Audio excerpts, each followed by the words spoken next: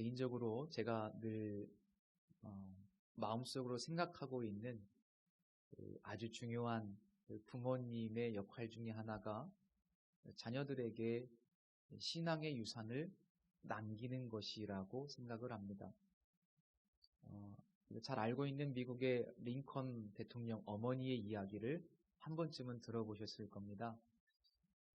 링컨 대통령의 어머니는 일찍 돌아가시면서 사랑하는 아들 링컨에게 두 가지의 유산을 남겼다고 전해집니다. 첫 번째 유산은 어머니가 읽으시던 손때 묻은 성경책을 남겨주셨고, 두 번째 유산은 그 성경을 사랑하는 마음을 링컨에게 유산으로 남겨주셨다고 이야기합니다. 첫 번째는 눈에 보이는 유산이라면 두 번째 유산은 눈에 보이지 않는 신앙적 유산이라고 그렇게 생각해 볼 수 있습니다. 이것이 바로 이 땅에 부모를 세우신 목적 중에 가장 큰 목적이 아닌가 싶어요. 자녀들에게 믿음의 유산, 신앙의 유산을 남겨주는 것. 오늘 가정의 달 이제 마지막 주일이 되었는데, 오늘은 요셉의 가정에 있었던 이야기 한 토막을 통해서 과연 요셉이 남긴 신앙의 유산이 무엇인가를 함께 살펴보려고 합니다.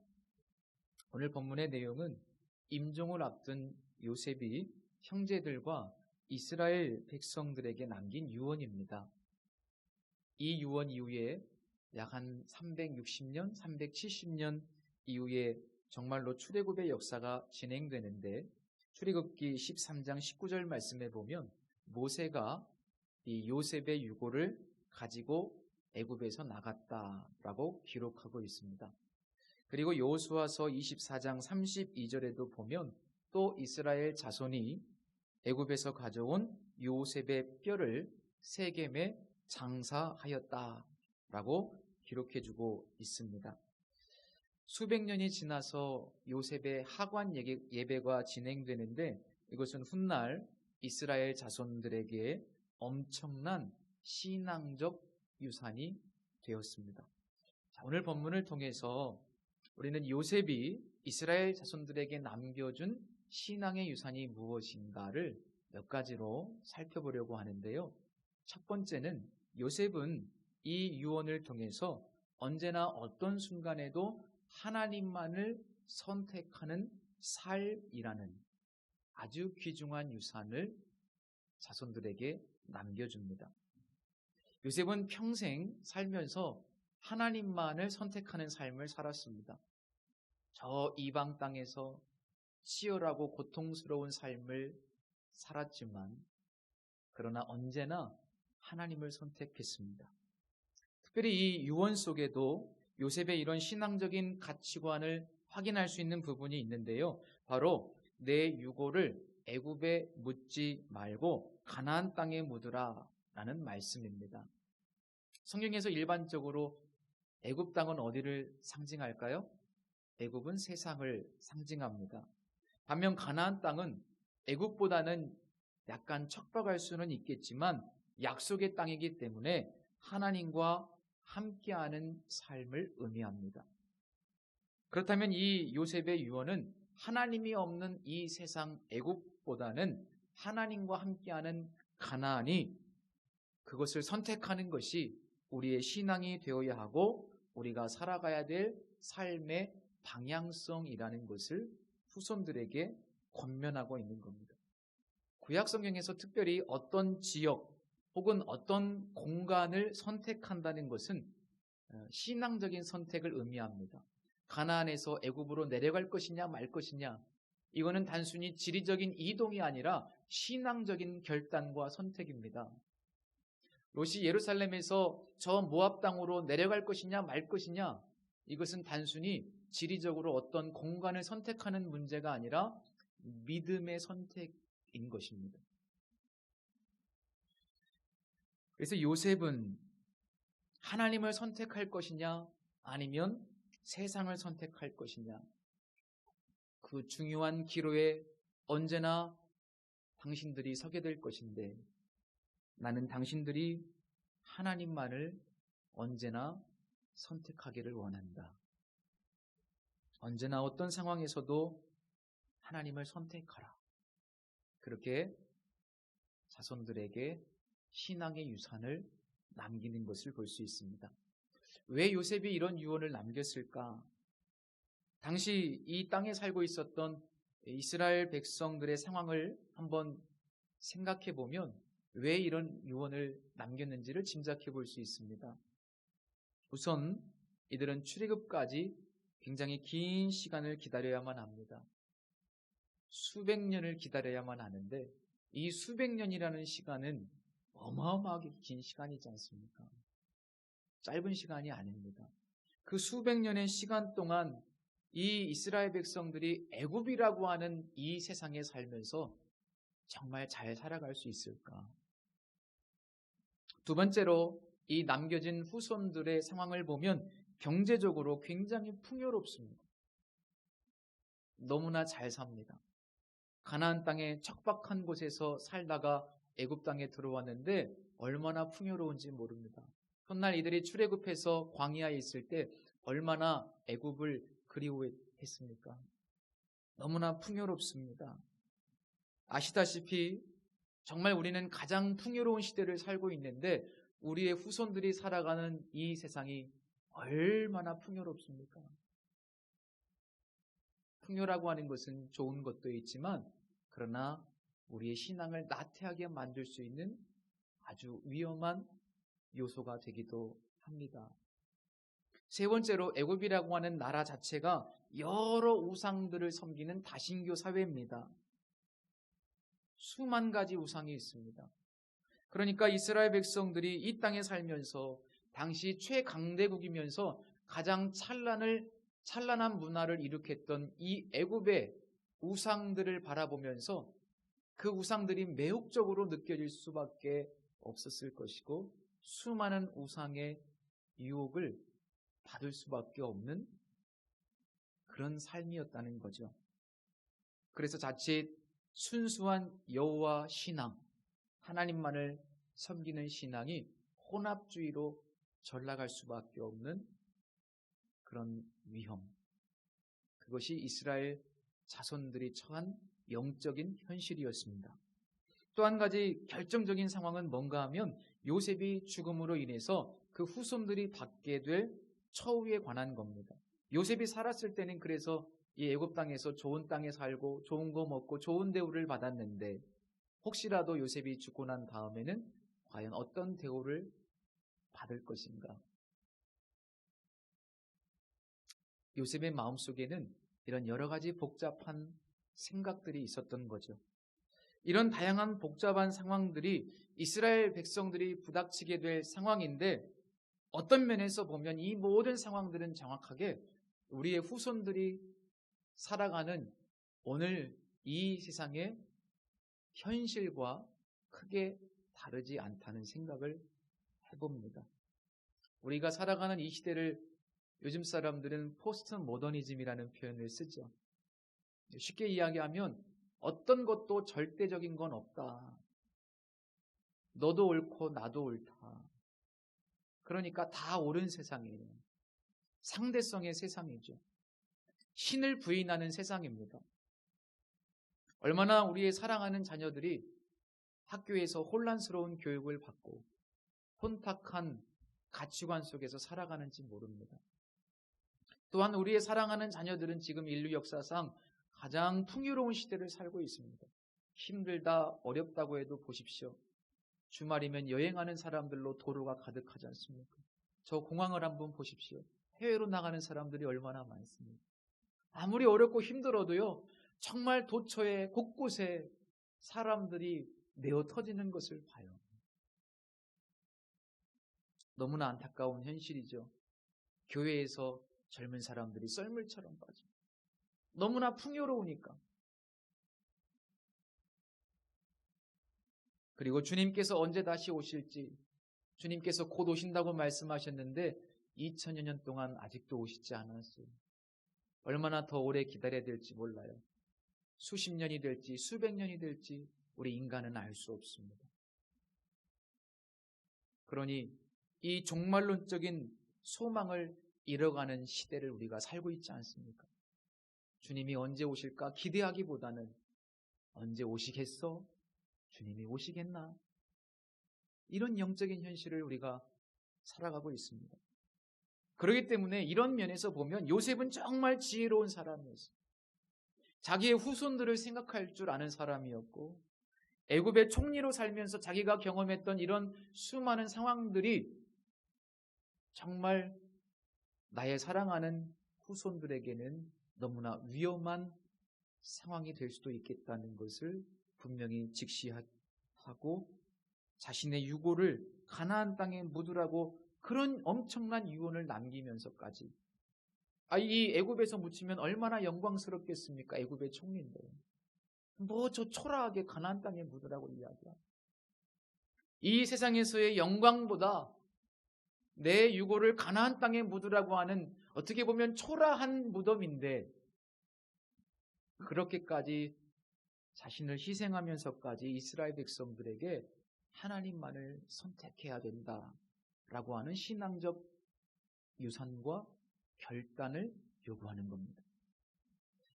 사랑하는 성도 여러분, 요셉처럼 우리의 자녀들이 세상에서 좀 피해를 보고 고난을 당하고 때로는 물질적으로 손해를 본다고 하더라도 언제나 어떤 상황 속에서도 하나님만을 선택해야 한다.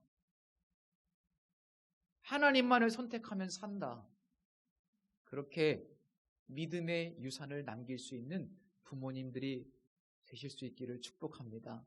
지금까지 아마 그렇게 살아오셨을 것으로 믿습니다. 그러나 앞으로도 세상이 어떻게 변해도 영원하신 하나님만을 붙들어라. 그렇게 권면할 수 있기를 축복합니다. 두 번째로 하나님만을 선택하라는 권면과 연결되는 것인데 요셉이 남긴 또 하나의 중요한 신앙 유산은 하나님은 신실하신 분이라고 하는 하나님에 대한 영적인 지식입니다. 이건 요셉이 체험한 지식입니다. 오늘 말씀에서 요셉이 뭐라고 유언을 남깁니까? 나는 죽을 것이나 하나님이 당신들을 돌보시고 당신들을 이 땅에서 인도하여 내사 아브라함과 이삭과 야곱에게 맹세하신 땅에 이르게 하시리라 라고 말씀하고 있죠. 여기 보면 돌보시고라는 표현이 있는데 이 표현은 방문하다 라는 의미를 가지고 있습니다. 그런데 마치 물건 파는 사람이 집에 방문하는 것 혹은 택배기사가 물건을 배달하기 위해서 잠깐 집에 방문하는 것 그런 종류의 방문을 의미하는 것이 아니라 이 방문은 어떤 대상을 향한 아주 특별한 관심과 간섭을 의미합니다. 아주 특별한 관심과 간섭이에요. 그래서 이 단어가 어디에 쓰였냐면 창세기 21장 1절 말씀에 쓰였는데 여호와께서 말씀하신 대로 사라를 돌보셨고 라는 표현이 있습니다. 자, 사라를 돌보셨다라고 하는 것은 여호와께서 말씀하신 대로 그러니까 말씀하신 대로 아주 특별한 관심과 사랑을 가지고 사라를 찾아오셔서 말씀하신 대로 사라에게 임신하게 하는 축복을 주셨다는 겁니다. 거기 쓰인 단어와 오늘 본문에 쓰인 단어가 똑같은 단어입니다.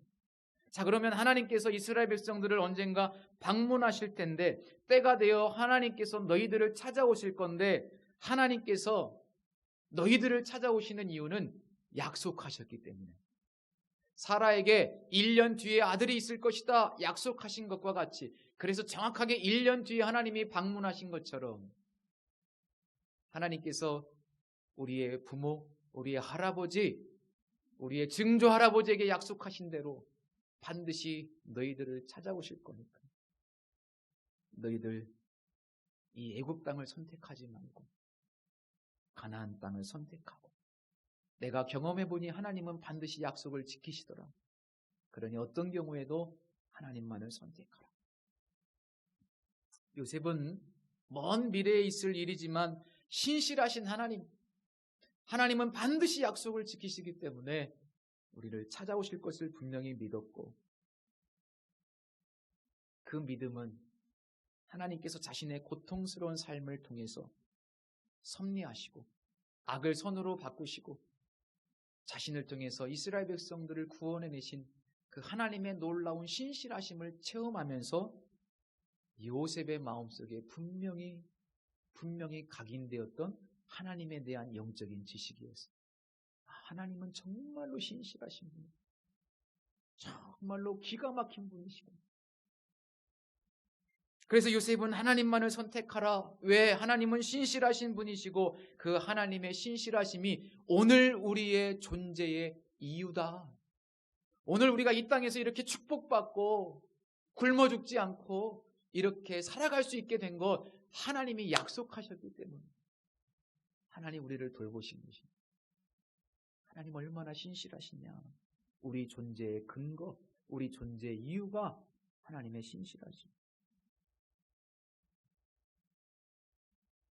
여러분, 이스라엘 백성들이 이 약속과 성취 사이에 살았던 것처럼 우리의 사랑하는 자녀들도 약속과 성취 사이에 살아갑니다.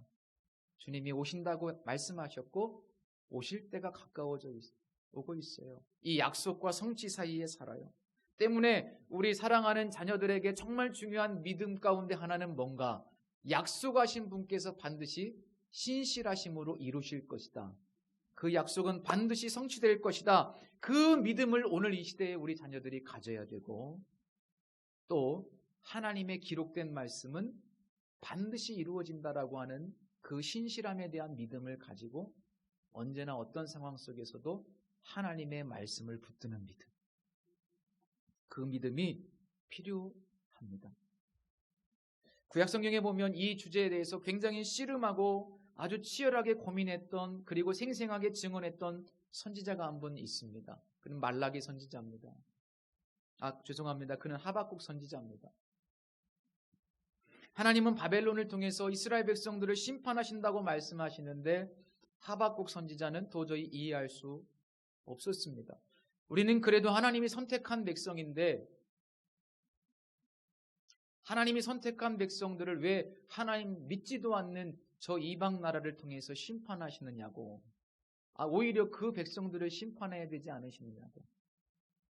하나님에 대한 지식과 하나님의 말씀 사이에 충돌하는 거예요. 지금 이해할 수 없는 상황들과 하나님에 대한 신정론이라고 하죠. 그래서 여기서 충돌하며 갈등하며 고민하는 거예요. 너무나 답답한 하박국이 하나님께 기도를 드리는데 하나님께서 이렇게 응답하십니다. 이 묵시는 정한 때가 있나니 그 종말이 속히 이르겠고 결코 거짓되지 아니하리라. 비록 더딜지라도 기다리라. 지체되지 않고 반드시 응하리라. 보라, 의인은 그의 믿음으로 말미암아 살리라.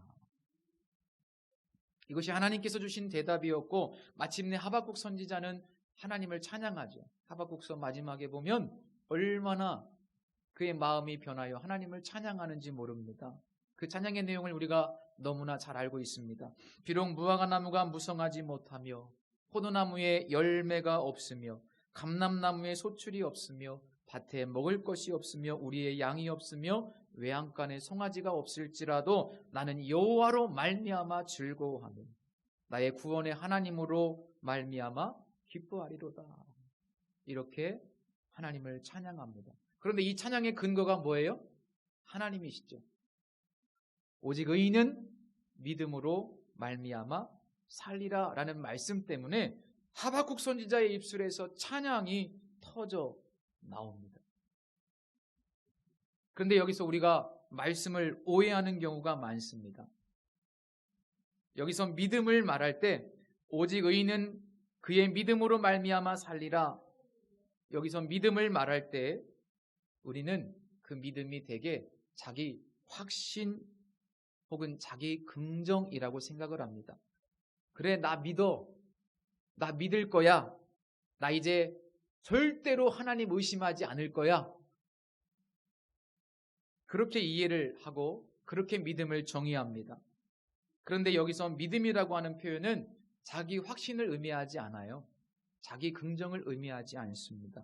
문맥에 맞게 번역하면 신실하심이라고 번역해야 더 좋고, 그러므로 이 말씀을 다시 번역하면 의인은 하나님 그분의 신실하심으로 인하여 산다라는 뜻입니다. 하나님의 신실하심으로 인하여 산다. 자, 믿음의 근거가 자기 자신이 아니에요. 자기 긍정이 아닙니다. 하나님의 신실하심이 내 믿음의 근거라는 겁니다. 그러니까 우리는 하나님 앞에서 실패했잖아요. 이스라엘 백성들도 하나님 앞에 실패했습니다. 하나님이 그렇게 신실하셨지만 늘 언제나 죄를 범하고 넘어져요. 절대로 하나님 앞에 신실하지 않았어요. 그런데 그럼에도 불구하고 하나님은 약속에 신실하신 하나님이셨어요. 언제나 신실하셨어요. 우리는 약속을 깨는데, 밥 먹듯이 깨는데 하나님은 한 번도 어긴 적이 없는 거예요. 그래서 내가 그 하나님만을 바라보고 그 하나님만을 찬양하겠노라. 그것이 바로 하박국 선지자의 고백입니다. 말씀드린 바와 같이 하나님의 신실하심만이 우리의 존재의 근거가 돼요. 우리 존재의 근거는 하나님의 신실하심입니다.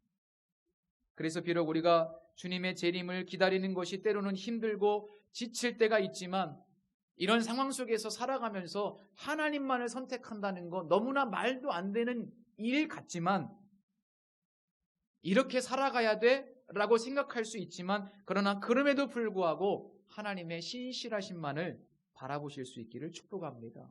그리고 우리의 자녀들에게 기왕이면 이런 믿음의 유산을 상속하실 수 있기를 축복합니다. 지금까지 우리는 이 요셉의 유언 속에서 두 가지 중요한 권면을 살펴봤어요. 그런데 보다 더 중요한 마지막 영적인 유산이 있습니다.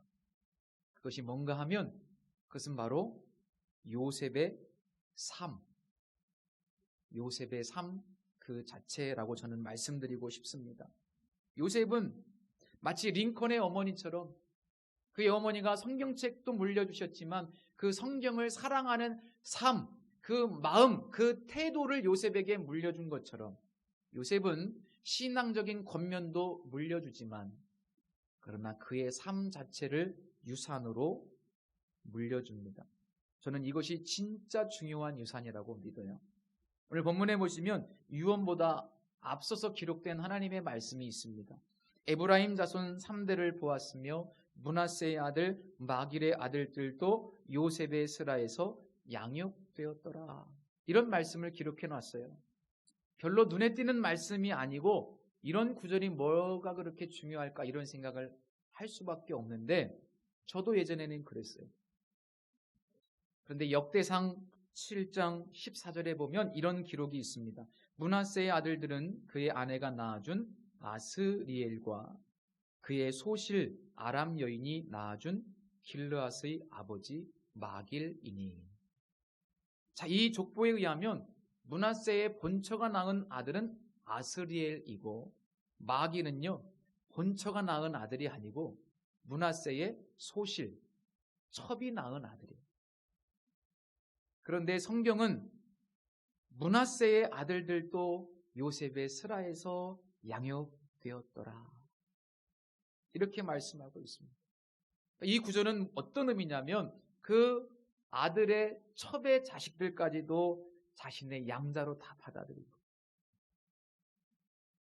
그리고 최선을 다해서 무시하거나 버리지 않고 최선을 다해서 그 첩의 자식들까지도 지극히 돌보고 사랑으로 섬기고 은혜를 베풀었다는 것.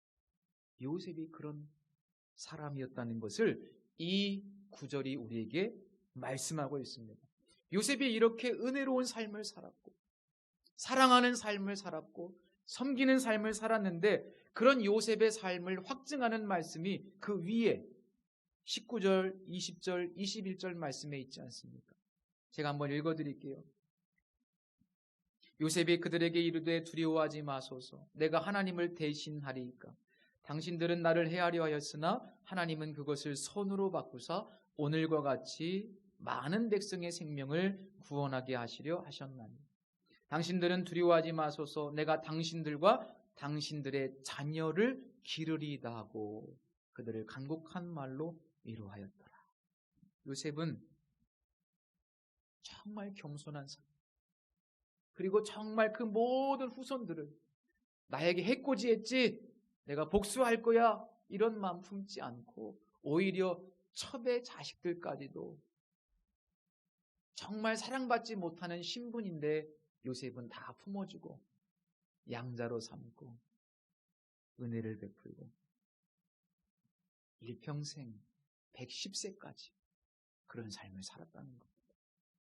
하나님의 놀라운 사랑과 은혜와 신실하심을 깊이 체험한 요셉, 그는 일평생 죽을 때까지 은혜로운 사람으로 세상을 살았고 사랑을 베풀었고, 이 요셉의 애굽의 이름이 사브낫 바네아인데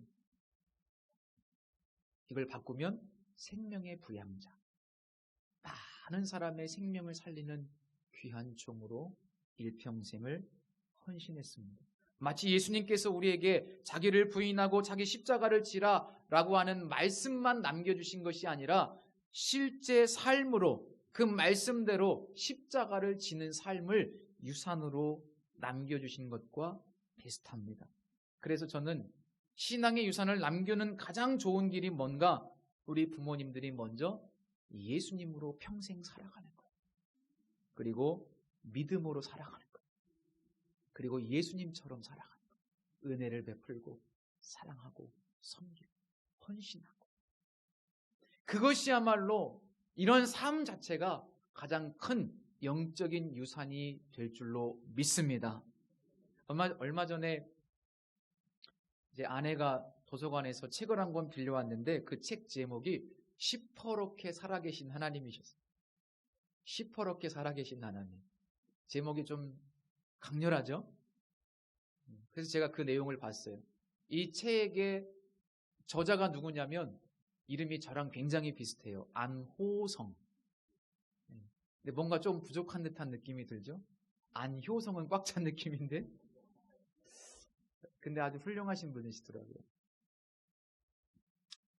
이 책에 그 목사님의 아버님에 대한 이야기가 한 토막이 있습니다. 그분의 아버님도 역시 목사님이셨는데 평생도록 개척교회 하시고 시골에서 가난한 목회 하셨어요. 이건 뭐 사람의 눈으로 볼 때 가난한 목회죠. 고생하시고 평생 그렇게 목회를 하셨는데 어떻게 하다 보니 그냥 은퇴를 하셔서 아무것도 없는 빈털터리 목사로 은퇴를 하게 된 겁니다. 그런데 어느 날 삼남매 자식들을 부르더랍니다. 물려줄 유산이 있노라고. 삼남매를 딱 다 부르시더니 불러놓고 한참 만에 입을 떼시는데 아버님이 이렇게 말씀하시더랍니다. 잘 들어라. 아빠 엄마는 지금껏 평생 목회하면서 단 한 번도 목회를 직업으로 하지 않았다. 단 하루도 먹고 살기 위해 직업으로 목회를 하지 않았다. 이것이 너희들에게 물려줄 가장 귀한 유산이고 너희들에게 상속할 축복이다. 저는 개인적으로 굉장히 감동받았어요. 목사이건 아니건 상관없이 우리가 눈에 보이는 유산은 없지만, 눈에 보이는 유산은 별로 없지만 하나님 앞에서 이 부모님은 신실한 종으로서의 삶을 유산으로 물려주셨고 정말 하나님 앞에서 끝까지 경주자로 달려가는 신실한 믿음의 삶을 자녀들에게 유산으로 남겨주십니다. 이 아들 목사님이 이렇게 고백합니다. 나의 아버지는 사람들 보기에는 엄청난 족적을 남기지 않았고 큰 교회에서 목회를 하지 않으셨지만 그러나 돈으로 살 수 없는 가장 위대한 축복과 유산을 물려주셨습니다. 이 목사님이 이렇게 이 땅에서 하나님의 축복 가운데 많은 사람들에게 선한 영향을 미치는 그 뿌리는 그 아버님께 있더라고요. 부모님. 세상에 공짜가 없어요. 심은 대로 거둡니다. 저도 그래서 심는 부모 돼야지. 다 누리고 내 자식들은 비참한 인생 살지 않았으면 좋겠다. 나도 심고 가야지. 기도를 심든 헌신을 심든 무엇을 심든 내 자식들 위해서. 물론 하나님과의 신앙은 거래는 아니지만 그러나 삶이라고 하는 영적인 유산을 남길 수 있는 부모. 여러분 자식들을 위해서 무엇을 준비하고 계십니까? 눈에 보이는 유산도 적당히 물려줄 수 있으면 좋겠지요. 그것도 필요하잖아요. 그런데 자녀들에게 가장 중요한 복된 유산은 그것보다 정말 하나님 앞에 신실하게 믿음으로 살아가는 삶 그 자체. 그것이 가장 위대한 유산이라고 저는 믿습니다. 아직 늦지 않으셨습니다.